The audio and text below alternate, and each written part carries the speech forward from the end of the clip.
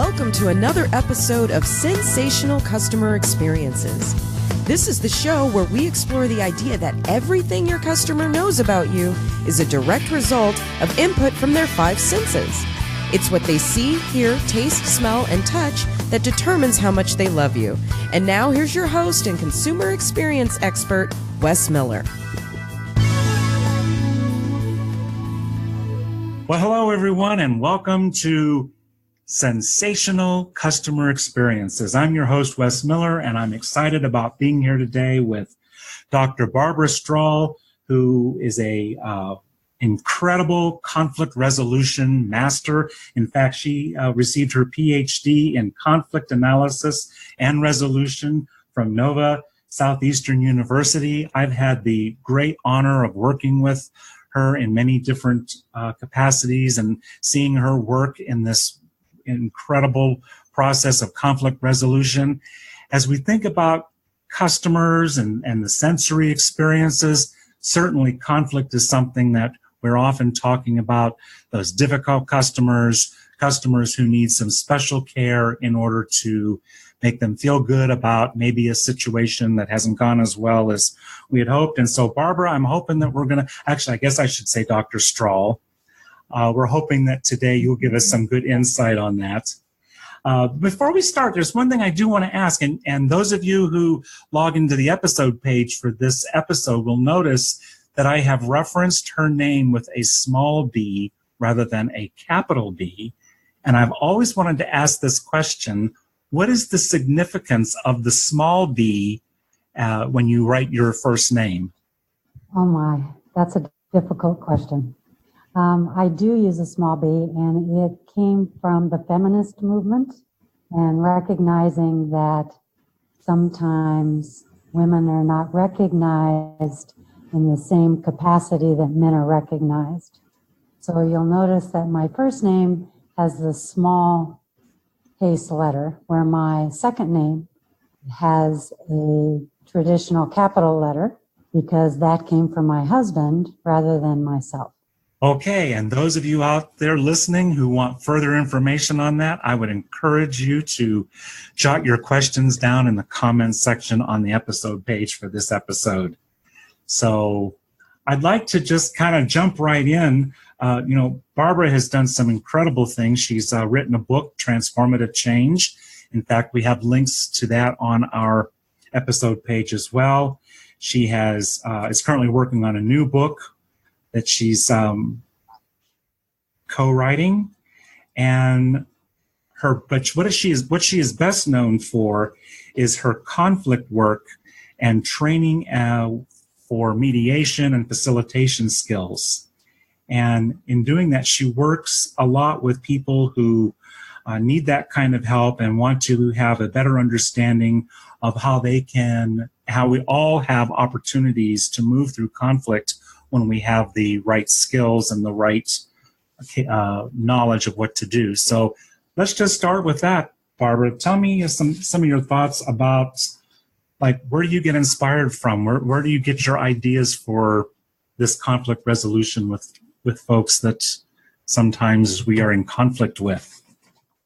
I think a lot of it parallels the work that you're doing right now, Wes, with talking about experiences related to the senses, because conflict happens because of how we perceive what's going on in our world, how we hear what people are saying, how we see what people are doing, and how we take that often creates conflict. And so in order to rewind that, or to help people move through it, we have to deal with the senses, what people say, what they do, how they're experiencing each other. So the first thought that comes to mind, and I bet there's a lot of other people out there thinking this, when I see a conflict or when I know that a customer or a client is upset with me and they're coming at me, and you know it because you can see the look on their face. Talk about the sensory stuff. You see it, you know the way they're looking, the facial expression, and as soon as they open their mouth and you hear the tone, you know they're upset. I want to run the other way. So I can't help but ask the question, what would make someone want to not only not run away, but dig so deep into it that she would get a PhD in the study of conflict? I think it's a challenge. The challenge was appealing to me. And also, I have a tendency to take the alternative perspective. And so rather than running away, it gives me an opportunity to practice skills, to connect with people, and to help people move from that uncomfortable position to some place that they feel more capable and more competent and able to deal with what's happening to them or with them. So how do you do that? It begins with setting a safe environment. And to do that, you want to pay attention to a lot of the things that are going on around you. You want to see if there's distractions and make it as private a place as possible. You want to make sure it's a comfortable place so it doesn't look haphazard, it looks intentional. Seating is comfortable. People have an opportunity to look at each other without being in a place where it feels dangerous. And then it moves into helping people have conversations, helping them listen to each other, helping them listen to themselves, and also then be able to express their thoughts, their feelings, and their concerns. So can you give us some pointers on how to do that? How do we get people to listen? How do we get people in the frame of mind where they're willing to listen?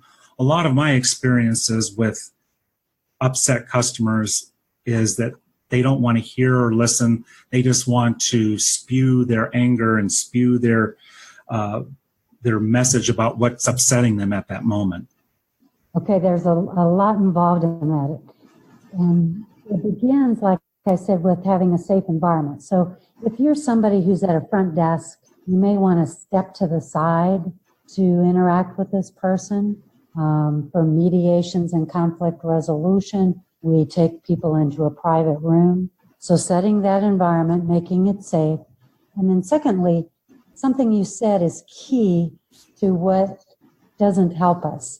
And that is they don't want to listen. So we need to listen to them. We need to hear what they're saying. Doesn't mean we agree with it. It doesn't mean that they're right. But we need to hear them. And so taking a deep breath ourselves so that we don't have to interrupt or have to interject our own thoughts, and then hearing what they have to say and helping them know that we've heard them by using good active listening, repeating back or paraphrasing what we've heard them say, or maybe asking questions about something that they've said to clarify it or to have them expand on it.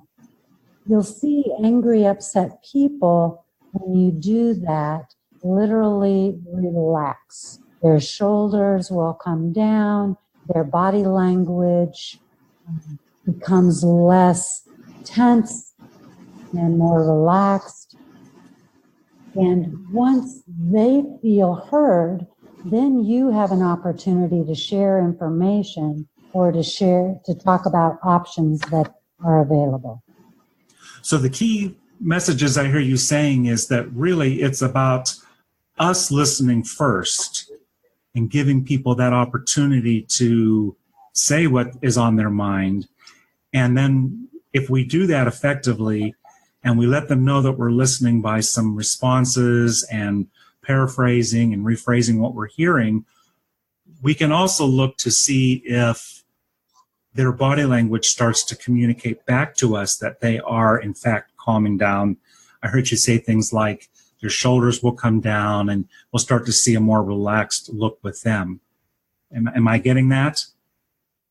Absolutely. Nice job. So that's a critical skill to be mastered by those who want to manage conflict better. And there's a lot of sensory stuff in there because I hear you mentioning a lot about what you're seeing, what you're hearing, and how you're responding to that. Absolutely. I also appreciate your comments on creating a safe space. What if I'm concerned about my safety? What do I need to do to make sure that I'm safe? Oddly enough, by creating a safer space for the other person as you can, and by using that active listening, you increase your safety. But you also want to be mindful, too, of where you are, what your options are. For example, if I'm working with somebody in a room and I'm by myself, or even with a partner, I'm going to want to position myself by the door so that if anything goes haywire, I have that opportunity to escape. You also want to set your environment so that there aren't things there that people can grab and utilize as something to threaten you or as a weapon. Those factors will be helpful in creating safety for yourself. Also, if you're working in an area where there are other people, having other people know what you're doing and where you are is key to being safe as well. You always want backup. So I'm hearing, again, a lot of the sensory concept of, like, do a sensory audit of your surroundings to make sure that it's a safe space for both of you. And that, again, what I'm hearing you say is that if I focus on creating safety for the other person, I increase my own level of safety. Yes, I like the word audit. That's a nice way to put that. And I think in any place that you work or interact with others, knowing what's in your surroundings, communicating with those around you is really helpful. Preparation can be key sometimes. Very important for that preparation. Okay. So was there a particular event or something that happened in your life that inspired you to want to work in this field? Interesting question. I'm not sure that there was one particular event. I lived in a home that was rather conflictual, and I think that contributed to my wanting other people to be safe and to be heard. And my father also was a minister, and I think some of his work and his preaching also contributed to my desire to help others. So this is something that has grown up with you from when you were young at home. Yes. Were there any people that you looked up to that you saw as examples of what you wanted to strive towards when you thought about conflict and conflict resolution? Not necessarily that were close to me, but I was familiar with the work of Gandhi as I went through school and grew up. And I think his work, I thought, was phenomenal and worth modeling. I also lived during the era of Martin Luther King, who worked very much to do things in a nonviolent manner and in a manner that was inclusive of people. Then as I began going to school, then there were many authors and people who I eventually got to meet that were helpful in my pursuing this field and in honing my skills. John Paul Lederach was instrumental, Kenneth Cloak, Louise Diamond, Margie Huber. These are all conflict people, and their works and their writings were very important to me. I recognize some of those names that you mentioned, and I know some of them have written works. I would like to include on our episode page for this episode a list of some of those works.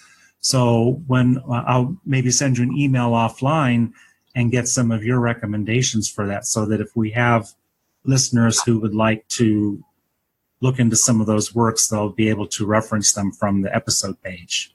That would be great. Okay. So going in a little bit of a different direction, I know that you do a lot of training for conflict resolution. Tell us more about the types of training and consulting services that you provide. Maybe there are some potential clients out there listening who would be interested in working with you. This is your chance to give yourself a plug. Thank you so much. I do a variety of training, and most of it is customized. I do training for mediators, which is based on a national model for mediators, and is a 40-hour training and helps people prepare to work with 2 or more people in resolving conflict. I also do customized training for anything that relates to conflict. So sometimes that's communication skills, it might be leadership, it might be negotiation, it could be a variety of other things if people see a need in their organizations or communities where people are having difficulty resolving issues or getting along with each other. Those trainings are customized based on the amount of time people have, the number of objectives they would like to accomplish during that training, and if there's any special skills that they would like to learn. So there's things, different communication skills that can be utilized in the training. There's negotiation skills, recognizing conflict, recognizing your own conflict styles and how that interacts with other people, being able to analyze conflict that's going around you. I also help organizations develop systems for working with conflict in their organization. So what kind of processes do they want to have, and who needs to be trained in those processes so that they can better navigate through conflict. What are some examples of processes that you see companies wanting to implement in their workspaces? Mediation is the typical one, and mediation of one form or another. I worked with one organization who started off wanting mediation, but what they were really wanting was for their employees to be able to negotiate or conciliate with the people that they worked with. The people they worked with were in conflict, and they wanted to help them explore options and be able to make decisions with less conflict. And so we called that a facilitated negotiation, a facilitated conciliation. And so it depends. Others want to actually train mediators within their organization so that when parties may go to human resources with concerns, they can invite mediators in to sit down with parties to resolve issues. I want to make sure that people understand what you mean or what the term mediation means, because I know sometimes I've spoken with people and they have a misunderstanding of what mediation is, of what a mediator does. Could you give us like the 30-second answer or synopsis on what you mean when you say mediation and mediators? The elevator speech is what you're looking for. There you go. Yes, the elevator. If I were in the elevator with you and I said, what is mediation? You would say, it's not medication and it's not meditation. It's mediation, which is when 2 or more people have a conflict, they have the opportunity to sit down with a neutral third party to help discuss and talk about the conflict that they have and resolve it, making their own decisions without somebody else telling them what to do.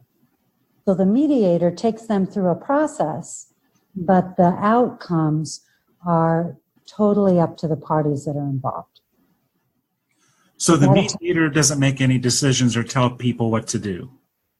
Exactly right. So I hear a lot of people in the workplaces that I'm familiar with right now. I can hear them saying, yeah, but doesn't that take a lot of time? Isn't it just better if you have your HR employee relations specialist just tell people, here's what you're going to do and here's how you're going to fix the problem? Isn't that a more efficient, quicker way? Well, it is quicker, absolutely, but not necessarily more efficient. In some respects, we as human beings never quite grow up. And it's much like when our parents tell us things that go in one ear and right out the other. Unless we are involved, we participate in sharing our thoughts and making our own decisions, we're much less likely to follow through with the outcome. If you think about it, when you go to court, cases are resolved 100% of the time.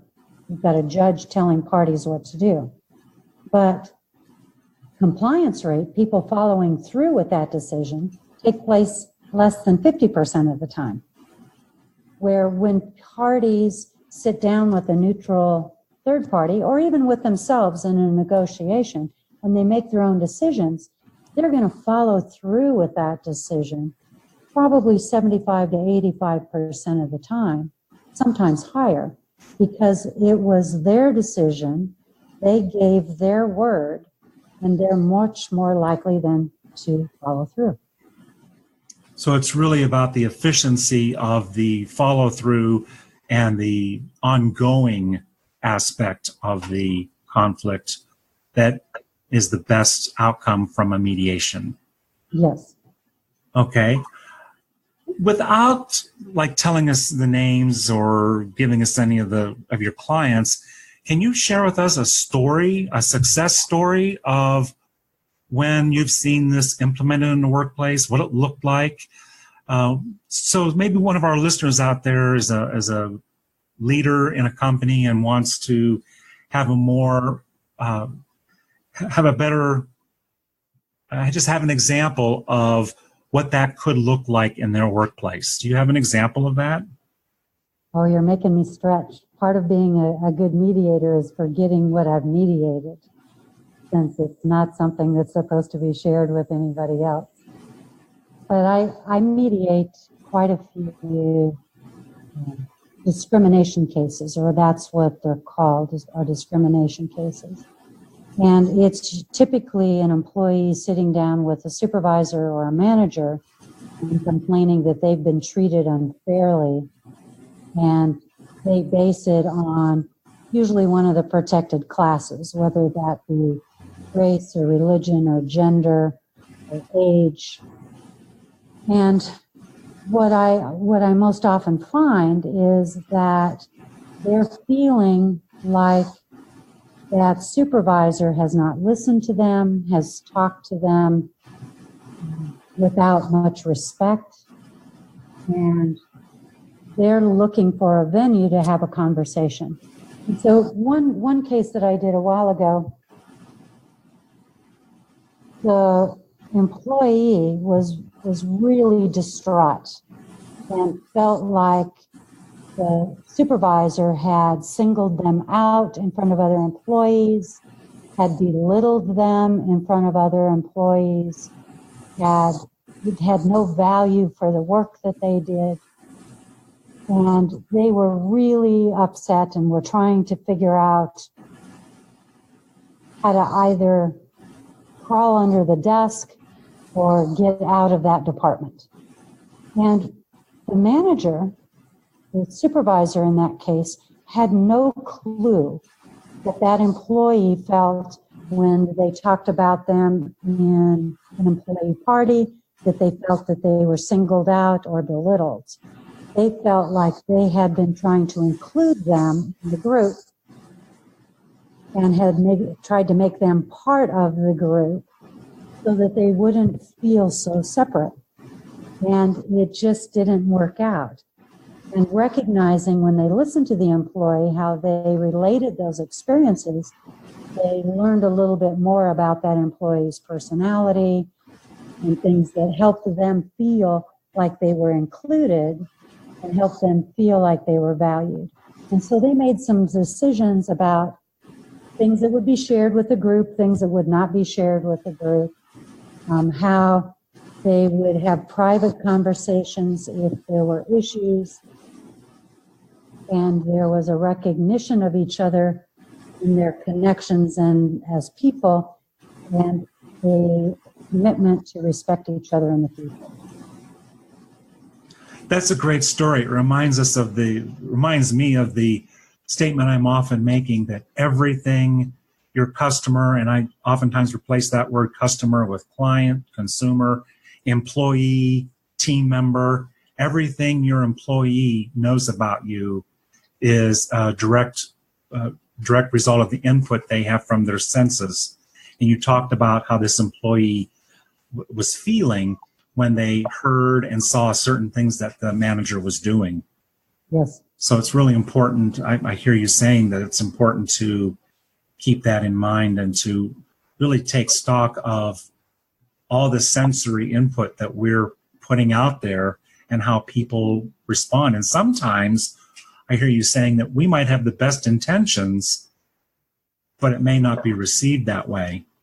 And we have to be very in tune to what people are communicating with regards to the messages we're sending. Absolutely. Most of the issues in the mediations that I do boil down to respect. And while that seems to be something that ought to be across the board, everybody feels respected in different ways. And what you see, what you hear, what people do impact that feeling of respect. And it's important to learn what each person that you interact with sees as respect. Thank you for that. I have heard you say to me in the past that one of the first, I like to talk a lot about first impressions. I think that's really important. We all have an opportunity to do a first impression, but we only get a first opportunity to do that. And I've heard you talk about the first impression you like to give people is this idea that you are a safe place or a safe space. What does that mean? It means that I want people to quickly discern that I am non-judgmental, that I accept them as who they are and where they are, and that I'm somebody that they can open up to in confidence that that won't be shared with other people. So that sounds like a great first impression to give, particularly if there's someone approaching us that wants to be in conflict. So can you give us some pointers on what is it you do to create that first impression, something that we can do ourselves? You know, preparation is a big piece of that. I think having that intention and going into any setting, whether it's a workplace setting or a party or a family gathering, having the intention is important. And part of that will show up by one, being relaxed yourself. So taking deep breaths before you go into a setting is helpful so that you're relaxed and you're comfortable. I think using somebody's name is really important so that they feel recognized as a person and as somebody worth valuing. And then being that good active listener, using good eye contact, acting, looking like you're listening, and then being able to paraphrase that back, repeat it back, or ask questions based on that is also key. So once again, it's a great summary of some of the sensational things that we talk about with the sensational customer experiences concepts that we promote. It also sounds like you're talking a lot about having an open mind. Yes. And being open-minded to people. What things do you try to keep an open mind about? Most things. You know, I think we all have preferences and biases, and and things that we think are right. And we often can find ourselves jumping to conclusions or immediately reacting to what somebody says as being right or wrong or good or bad. And so I think most things I try to keep an open mind about. So a better question for that might be, how can we do that? Because you're right, we all have these biases. We all have these opinions that we're constantly seeing challenged. And it sometimes is difficult to keep an open mind because of that. So is there something, some mantra or some thought I can keep in my mind that can remind me to have an open mind even when my opinions and biases are being challenged by someone? Good question.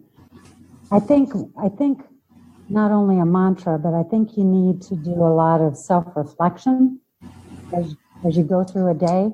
When you wake up in the morning, set an intention, when you close out your day, review the day and evaluate how you did it. Did it go like you wanted to? Were there things you would like to do differently? And then when you're in those settings, if you can just recognize that people are doing the best that they can at any given moment, and that everyone is entitled to their opinion. And so that's a good mantra right there, is everyone is entitled to think their own thoughts. And then also a mantra might be, everybody deserves to be listened to. And another one might be, I might learn something new here if I can keep an open mind. I think people in this day and age and with the political climate, people have difficulty listening to each other. But I think if you dig down and you really listen closely, you expand the conversation, you find that people are more alike than different, which might be another good mantra, is find the commonalities, because that gives you a starting place. So lots of little mantras in there. I might learn something new. Everybody's entitled to a say. Everybody's entitled to be listened to, are good things to help you keep that open mind and be able to listen, and recognizing that you're going to get a chance to share what you want to share at some point, if you listen to the other person. So that gives me another chance to plug the episode page for this episode on the website, sensationalcustomerexperiences.com. We will put some of those mantras. In fact, I'll go back and capture those and type that list up so that you can go to the episode page and actually read those wonderful mantras from Dr. Strahl and use those to help with the opening of minds and with the putting into check those opinions or biases that you might have. Well, you have been an incredible guest today. You've given us some phenomenal insight to some different ideas for what we might do to keep in mind our sensory approaches to other people when it comes to handling and managing conflict. Is there anything that you didn't get a chance to share that you'd like to share? I can't think of anything right off. You've been a great interviewer. I so appreciate having time to talk about these things. Well, that moves me right then to, I always ask every guest, and my listeners know this, we ask every guest a fun question, a fun sensory related question, and I have one for you. Oh, okay. And that would be, and this is just a fun question, so you don't have to have your conflict resolution hat on for this one. So the question is, what is something you eat that other people would find gross? Oh, I eat pretty simply.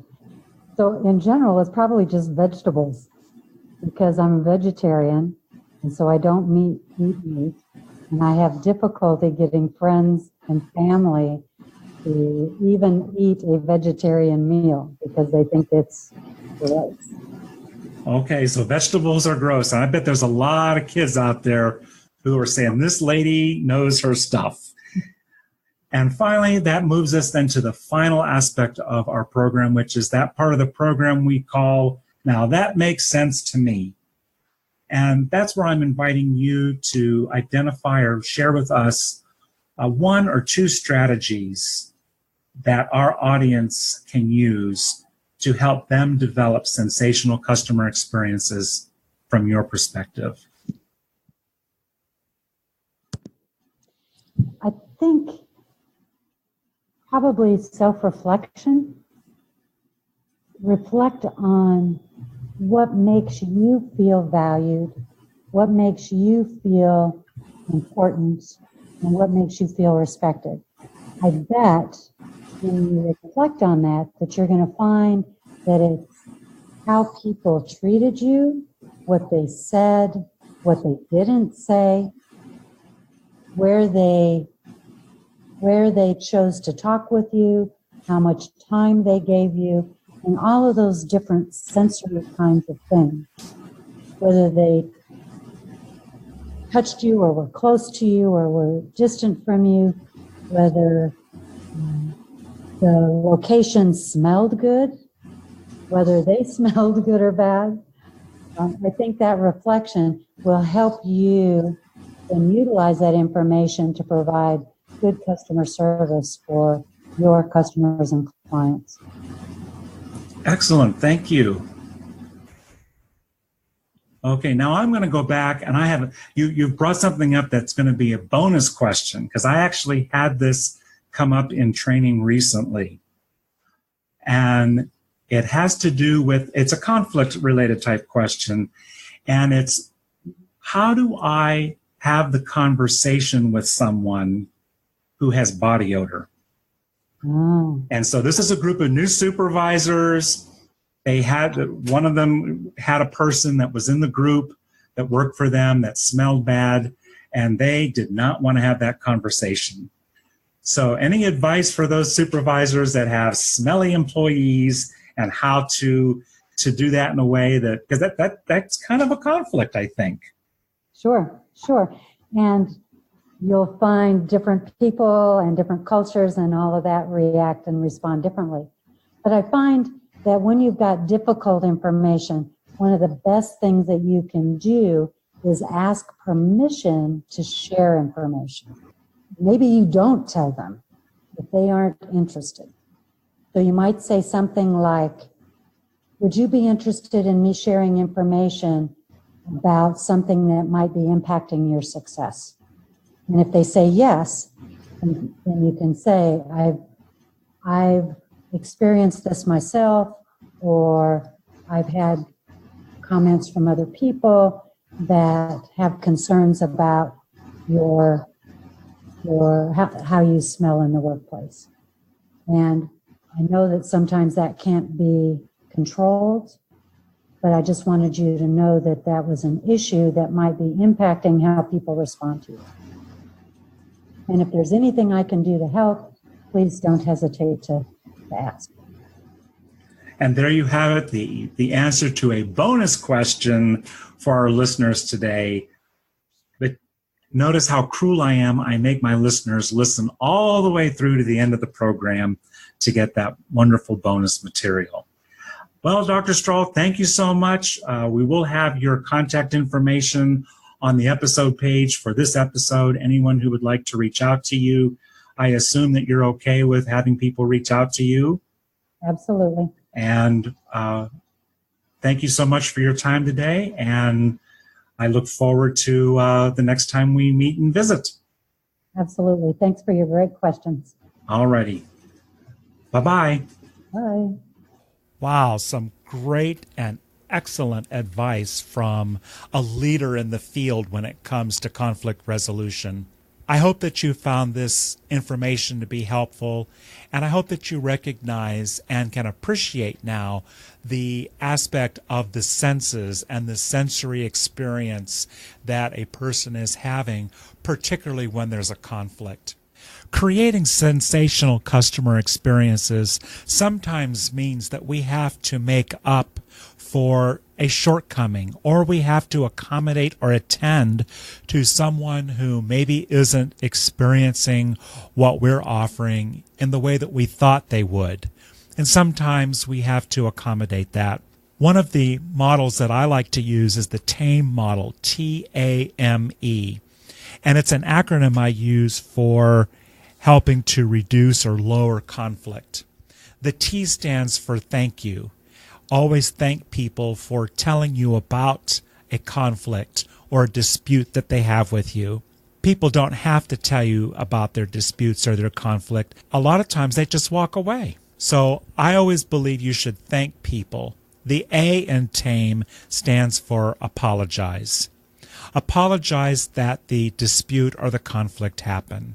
It doesn't necessarily mean that you're accepting blame, but you are acknowledging that you feel bad or that you regret that the situation, dispute, or scenario happened. The M in T.A.M.E, this is really critical. It's for mention what you can do. How many times have you been in a conflict or had a dispute with a vendor or a supplier or someone that you're looking to for a service experience, and all they want to focus on is what they can't do? I'm sorry, but we can't do that, or I'm sorry, our policy is, rather than do that which really escalates people in their feelings of conflict and anxiety. I really encourage you to use the M in T.A.M.E for mention what you can do. And I would start with giving people one or two options. If you give them too much more beyond that, then they get confused, and you might actually find that the dispute or conflict can escalate because now they can't really decide what they want. So give them one or two options, mention what you can do. And the E in T.A.M.E stands for ensure follow-through. How many times have you had a conflict or a dispute? You were told that something was going to be done to resolve it, and then radio silence. Nothing was done. I would encourage you to use that E in T.A.M.E for ensuring that whatever it is you mentioned you would do, you actually do. And if you're not responsible or the one who is actually supposed to do it, but you oversee those who are, then you need to take responsibility for making sure that the reaction or the response mentioned in the M part of T.A.M.E was actually carried out. So that's T.A.M.E. It's thank them for telling you about the conflict. It's apologize for the conflict having happened. Mention what you can do, not what you can't do, and then ensure that you actually follow through with it, whether it's you actually doing the action or whomever you're responsible for making sure that they do that. I appreciate you for listening and joining me for another episode of Sensational Customer Experiences. I value you as one of my audience members, and I look forward to delivering more programming for you that hopefully will support your delivery and creation of sensational customer experiences. Until next time, this is Wes Miller. For free tips, resources, and information, visit sensationalcustomerexperiences.com, your premier experience brand brought to you by Training for Results, located in the sensory capital of the world, Las Vegas, Nevada. Until next time, remember, if you can sense it, your customers can too.